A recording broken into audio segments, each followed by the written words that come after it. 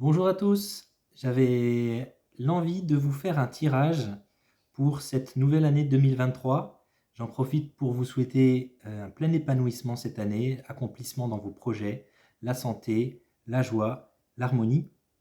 Et ça fait quelques jours que je sentais l'inspiration venir pour vous proposer cette vidéo.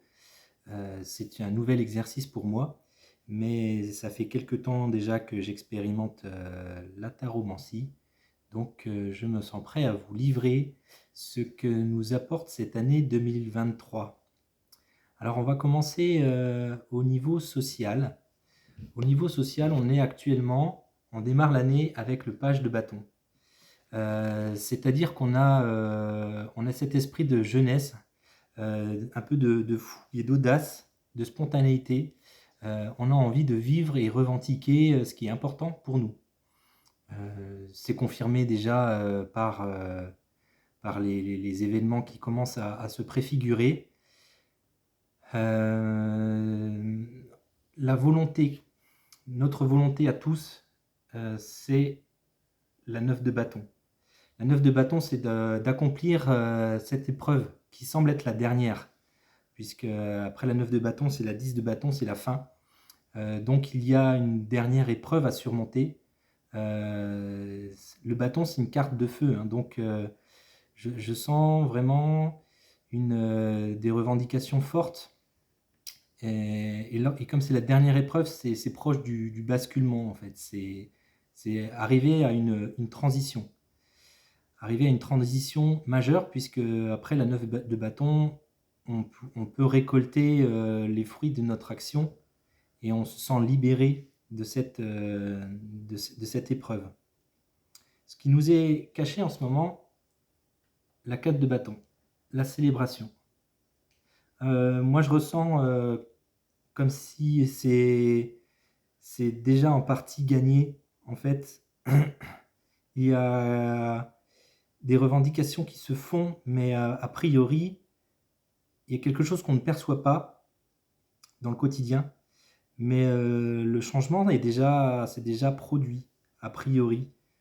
C'est pas parce qu'on ne le voit pas dans ce qui est écrit, dans ce qui est communiqué, que c'est pas déjà là.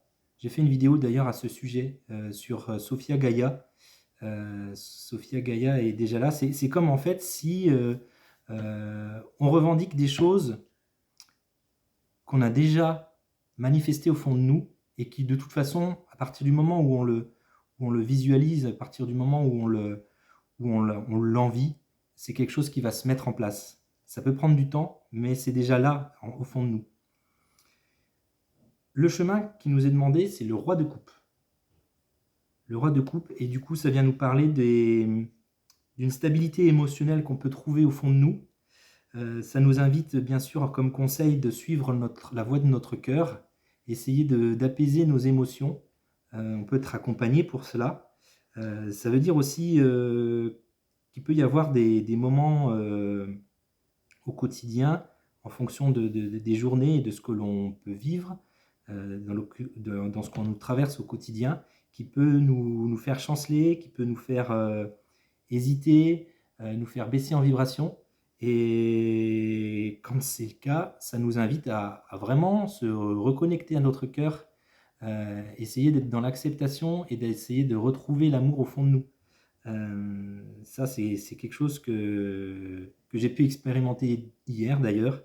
Et c'est vraiment le conseil qui nous est demandé, de pouvoir arriver à prendre de la hauteur et du recul sur le quotidien que l'on perçoit, les sensations que l'on ressent, pour pouvoir y trouver une leçon et trouver la voie de son cœur.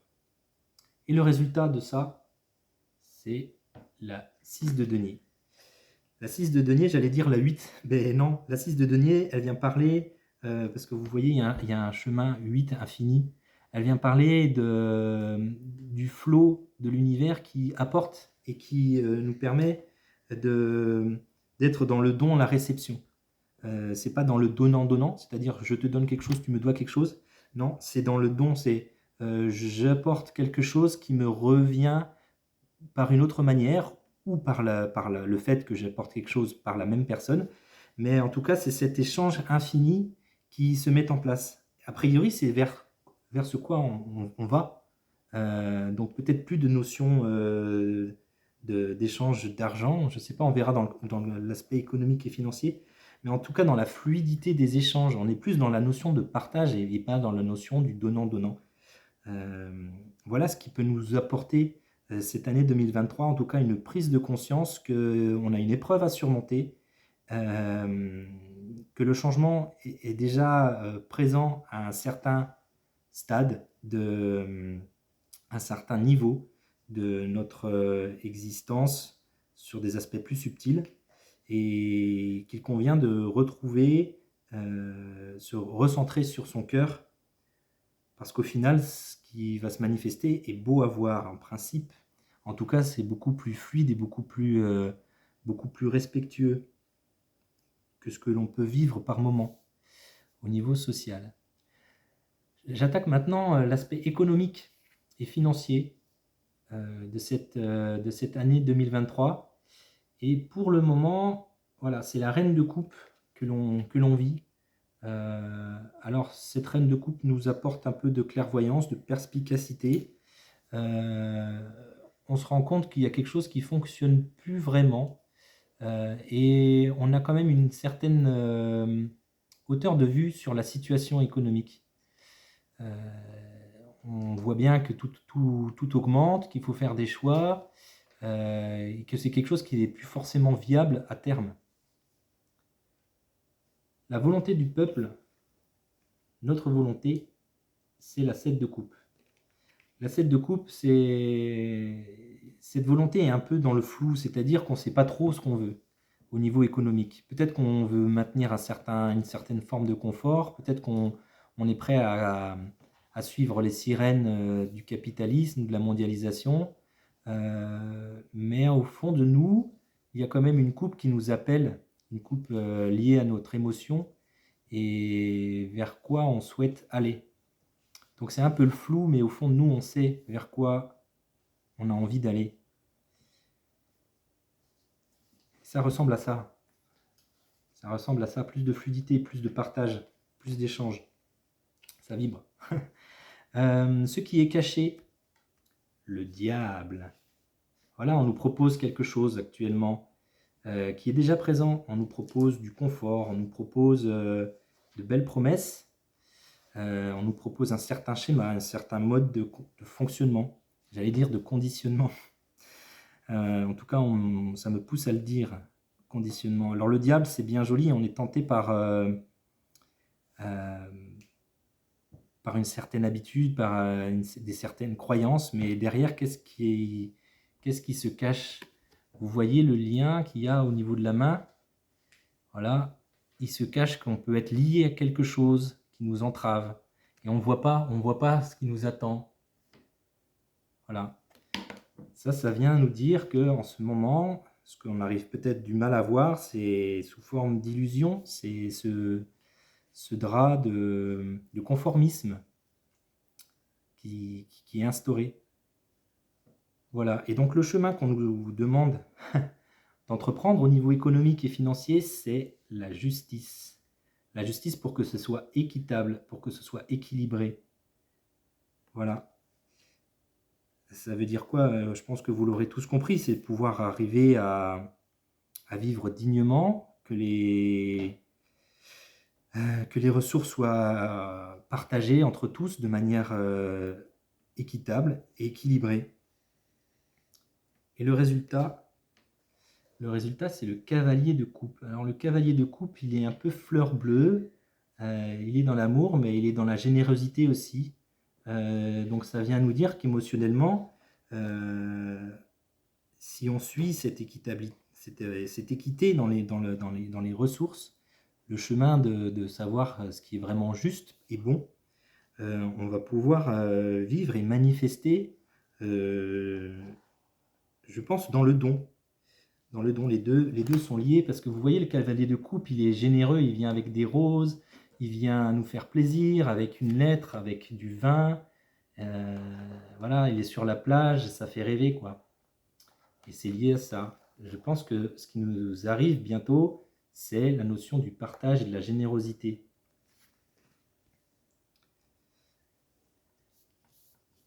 Pour ce qui est de la santé, on est actuellement dans la situation du 3 de bâton, c'est-à-dire qu'on est dans l'expectative, on regarde l'horizon, mais on est prêt à partir à l'aventure, on est prêt à vivre sa vie. J'entends qu'en fait la santé, c'est pas un problème. On est là que pour vivre une expérience, donc ça nous dit en fait, on a envie de vivre. On a envie d'aller, même si c'est le crépuscule, d'aller avec sa planche de surf, voir ce qui se passe au-delà de la colline et sur la mer. Notre volonté, la 4 de denier. La 4 de denier, c'est qu'on est prêt à construire quelque chose matériellement. Et ça veut dire qu'on est prêt à aller se confronter au monde. Et avec quand même une certaine sécurité. Donc c'est-à-dire qu'en ce moment, il y a encore peut-être des peurs qui sont là, on a besoin d'être sécurisé. On a besoin d'être sécurisé dans cette notion de santé.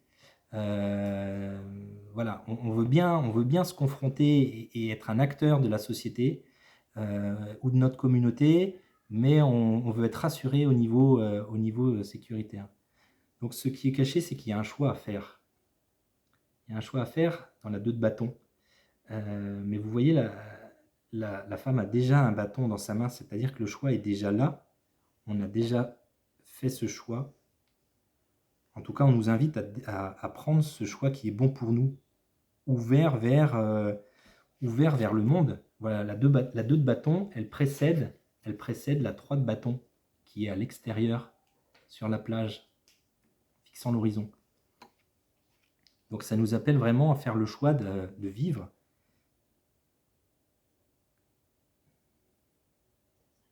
Oui, ça me dit que la maladie vient juste nous apporter un éclairage particulier, quelque chose qu'on doit comprendre sur nous. Le chemin, 6 de bâton. Le chemin, c'est de suivre en fait notre voie, de suivre notre être authentique.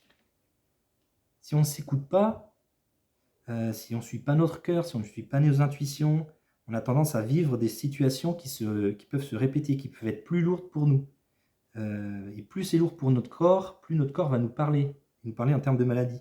Si on est authentique, si on a des actions qui nous paraissent justes, on va se révéler tel qu'on est. Ce sera juste pour nous, en principe juste pour les autres. Ça limite les problèmes de maladie. Et le résultat, c'est la 10 de denier. Le résultat, c'est une vie en harmonie, en communauté. Pouvoir prospérer de manière libre, en groupe. Donc vraiment, notre année 2023, elle nous invite à faire des choix vers notre authenticité, vers ce qui nous semble être bon pour nous. Il n'y a pas vraiment de contraintes. Pas vraiment de contraintes. Au niveau spirituel, c'est un peu compliqué a priori. La situation actuelle, on a des pensées parasites qui nous font faire des choix, enfin qui nous mettent dans un état d'hésitation. On peut avoir potentiellement 2 choix, 2 directions. En tout cas, notre mental a tendance à nous restreindre dans un schéma, dans un circuit de pensée qui nous perturbe. Notre volonté à tous, c'est de prendre du temps pour soi, pour mieux se connaître, l'ermite. Ralentir le rythme, se mettre un peu en retrait, prendre du temps pour observer, pour se contempler de l'intérieur. pour accueillir ce qui se passe, pour ressentir. Ça, vraiment dans l'objectif de mieux se connaître, mieux comprendre. Ce qui est caché au niveau spirituel, c'est une belle harmonie. Voilà, si on prend le temps de revenir à soi, de revenir au cœur, c'est une belle harmonie qui est déjà là. On a juste des couches qui viennent de notre mental, qui viennent de la société, qui viennent de plein de choses extérieures qui nous empêchent d'être dans cette harmonie, dans cette béatitude. La 10 de coupe. Donc le chemin à prendre au niveau spirituel, c'est l'énergie de la reine de denier. La reine de denier, elle a conscience de son parcours, de ce qu'elle a pu construire, fière de ses compétences. Elle le doit à personne d'autre qu'elle. Donc c'est à nous de construire en ayant confiance en nous, en nos capacités. À nous de construire au niveau spirituel qui l'on est. On nous demande en fait de vraiment capitaliser, c'est le conseil, là, vraiment capitaliser sur nos compétences, sur nos capacités. Selon le parcours qu'on a eu, on peut en tirer des choses qui nous permettent de pouvoir construire petit à petit et toujours apprendre de nouvelles choses. Mais ça demande à nous d'être confiants. Et résultat qui nous attend au niveau spirituel, l'empereur, rien de moins que ça. Si on suit ce chemin de bien s'écouter, d'aller chercher l'harmonie au niveau du cœur, de faire confiance à ses capacités, on endosse le rôle de l'empereur, c'est-à-dire un certain charisme, un certain leadership, on montre la voie, on inspire les autres. Voilà, c'est ce que vient nous apprendre 2023 au niveau spirituel. Vraiment se dégager des choix du mental pour faire un travail introspectif. Au niveau alors ça nous dit au niveau spirituel, pourquoi ça arrive là, à ce moment-là, 2023? Parce qu'il est temps de faire ce travail-là. C'est pour ça que j'allais dire, en fait, c'est un tirage qui pourrait être permanent, parce que c'est ce qu'on est amené à déployer au niveau spirituel. Mais en fait, c'était le message à transmettre pour 2023. Parce que c'est vraiment l'année où vous êtes invité à faire ce travail. On est tous concernés. Parce que c'est pas parce qu'on a commencé déjà le travail introspectif que on n'est plus amené à le faire. C'est toujours un travail qui est régulier, qui revient par cycle. On a toujours des choses à réapprendre, à réintégrer et des choses à découvrir.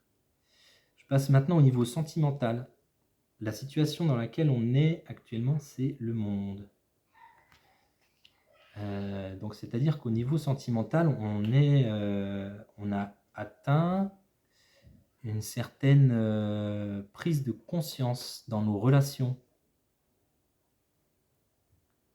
En tout cas, dans la situation dans laquelle vous êtes quand vous regardez cette vidéo, a priori, si ça vous parle, c'est que vous savez où vous en êtes dans vos relations.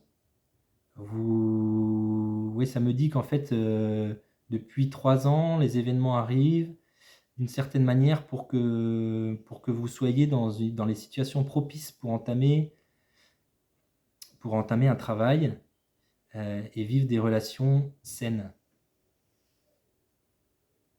Ça, c'est vraiment ce que je ressens. C'est comme si en fait on nous avait préparé au niveau sentimental pour être prêt au niveau spirituel et social. La volonté du peuple, donc notre volonté à tous, la reine de coupe.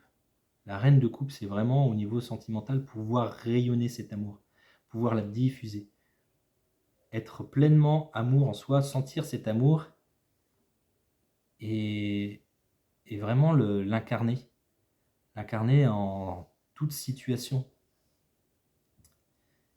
Ce qui est caché, c'est le pendu. Donc c'est-à-dire qu'en 2023, on nous invite à voir les choses sous un autre angle. Le pendu nous amène à changer de vision, en fait. à changer de vision par rapport à au schéma qu'on a pu avoir auparavant. Les schémas qu'on a pu avoir auparavant au niveau sentimental. C'est pas pour rien qu'on est déjà dans cette situation-là.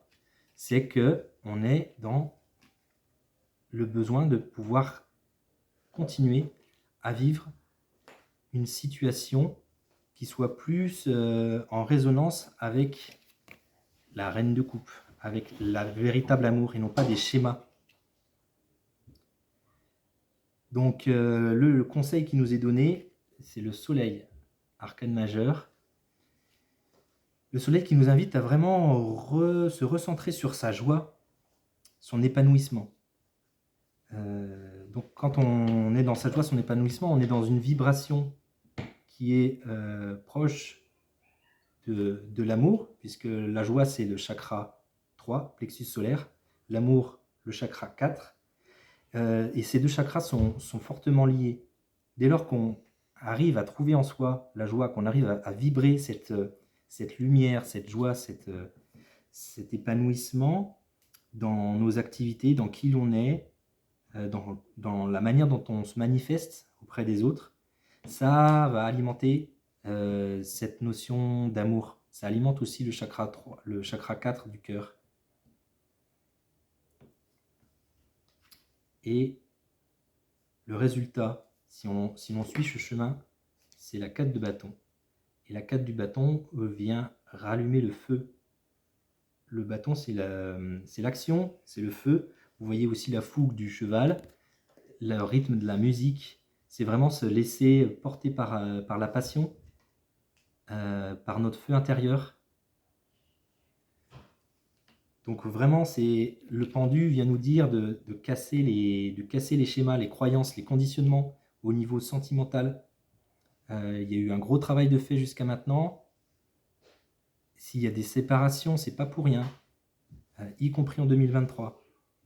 Ça nous invite à revenir vers soi pour vraiment trouver ce qui nous met en joie, ce qui nous épanouit. Et si on trouve ce qui nous épanouit, on trouve notre amour intérieur. Comment rayonner cet amour au quotidien de manière inconditionnelle. C'est le chemin pour revenir à une célébration de notre passion. Et bien voilà pour tous. J'espère que cette vidéo vous parlera. N'hésitez pas à mettre des commentaires sur ce que vous avez pu percevoir, ressentir, si ça fait écho. Les commentaires sont toujours intéressants, pouvoir comparer par rapport à ce que vivent les uns et les autres. Ça s'enrichit dans nos perceptions. Voilà. Et je vous invite à la partager sans modération pour que ça puisse parler à d'autres personnes, pouvoir les éclairer sur leur chemin à entreprendre en 2023. Voilà. Merci à vous pour votre suivi, pour vos commentaires toujours appréciés. Et je vous souhaite une très bonne année à nouveau. Je vous remercie. À bientôt.